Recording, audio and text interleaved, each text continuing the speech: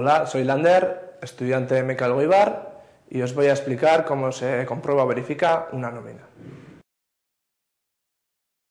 La nómina que vamos a verificar en esta ocasión es una nómina normal, donde solo tendrá el salario base y antigüedad. El periodo de liquidación será el octubre de 2010. Una nómina consta de 3 partes. En la primera aparecen los datos de identificación de la empresa y el trabajador y el periodo de liquidación. En la segunda parte aparecen los devengos y deducciones. Y en la tercera parte se determinan las bases de cotización a la Seguridad Social y conceptos de recaudación conjunta y base IRPF.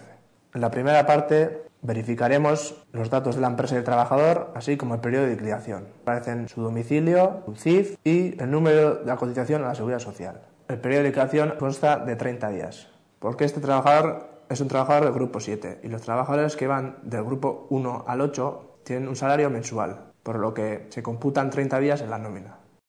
Comprobaremos los devengos y las deducciones que corresponden a este trabajador.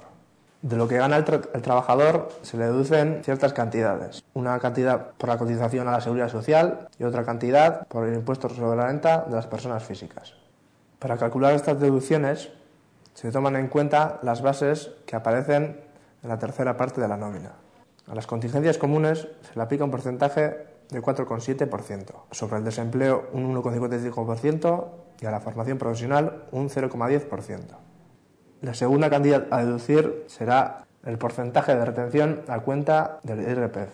Para saber este porcentaje hay que tomar en cuenta lo que gana el trabajador al año y su situación familiar. Este porcentaje se aplica a la base sujeta a retención del IRPF.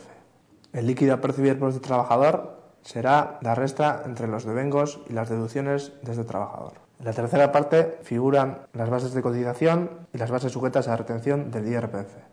En el cálculo de las bases de cotización, el primero que se calcula es la base de cotización por contingencias comunes. Para ello, a la remuneración mensual se suma la prorrata de las pagas extras. En nuestro caso, si cobra 2 pagas extras de salario base más antigüedad, prorrataremos dicha cantidad mensualmente dividiéndolo por 12.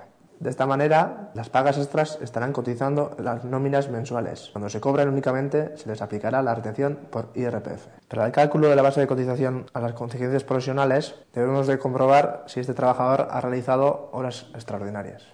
La siguiente base de cotización es la adicional por horas extraordinarias. Para finalizar con esta tercera parte, nos faltaría calcular la base sujeta a retención del IRPF, que es el importe del total devengado. Resumiendo, estas son las 3 partes que contiene una nómina: los datos de identificación de la empresa y el trabajador y el periodo de liquidación, los devengos y deducciones, las bases de cotización a la Seguridad Social, conceptos de recaudación conjunta y base IRPF.